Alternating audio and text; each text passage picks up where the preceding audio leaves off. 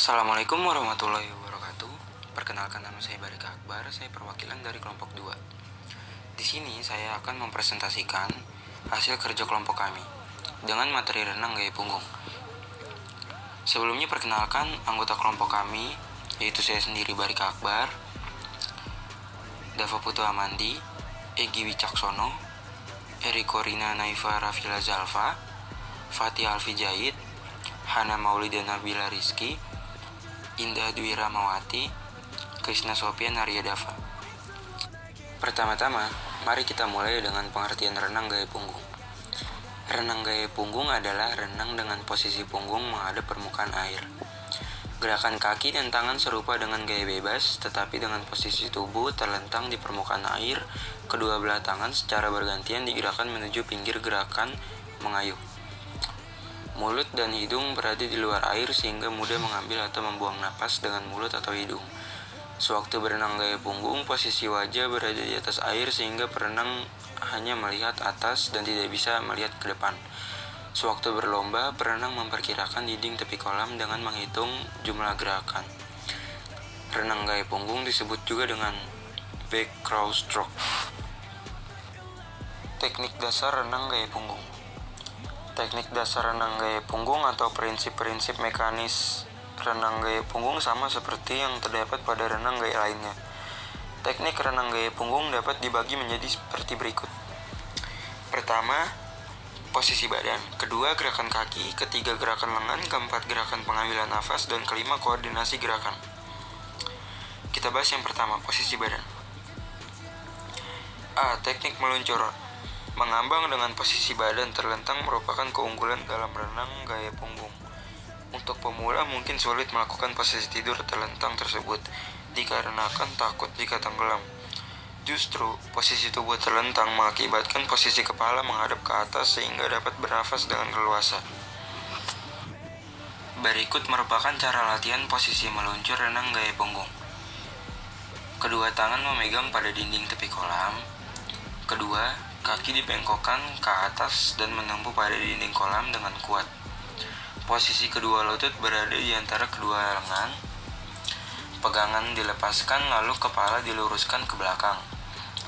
Dan pada waktu kedua kaki mendorong dengan kuat dan menjadikan tubuh terdorong ke belakang.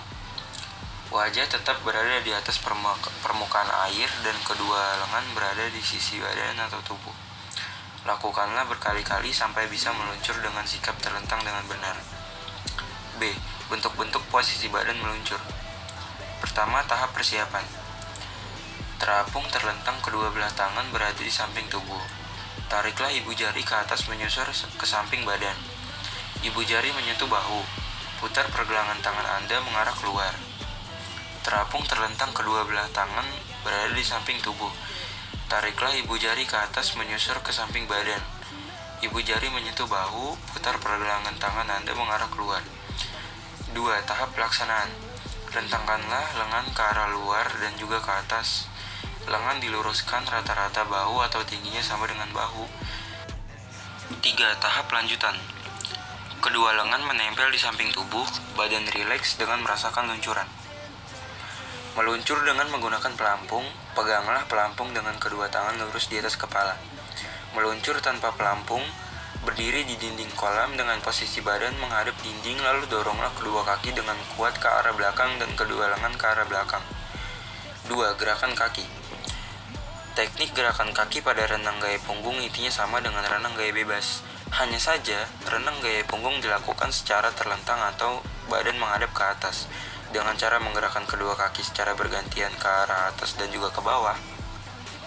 3. Gerakan lengan.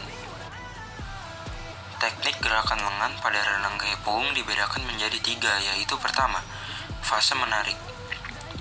Gerakan menarik pada renang gaya punggung dilakukan setelah telapak tangan masuk sekitar beberapa inci dari permukaan air hingga mencapai titik maksimal.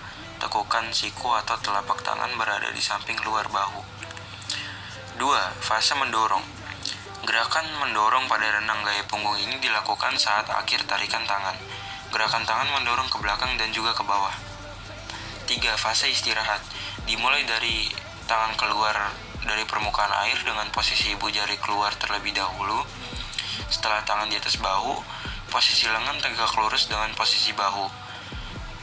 Tangan diputar keluar, kemudian masuk pada permukaan air dengan posisi jari kelingking masuk terlebih dahulu. Pada proses istirahat ini harus dilakukan dengan cara rileks seirama dengan lengan yang bergerak menarik dan juga mendorong. 4. Gerakan pengambilan nafas. Gerakan nafas pada renang gaya punggung lebih mudah dilakukan daripada renang gaya bebas, renang gaya dada atau katak maupun renang gaya kupu-kupu. Karena posisi tubuh saat berenang gaya bebas menghadap ke atas. Jadi, kita dapat menghirup udara dengan leluasa. Gerakan nafas pada renang gaya ini adalah dengan mengambil nafas atau udara pada saat istirahat dari salah satu lengan dan mengeluarkannya saat istirahat dari lengan yang lainnya. 5. Koordinasi gerakan.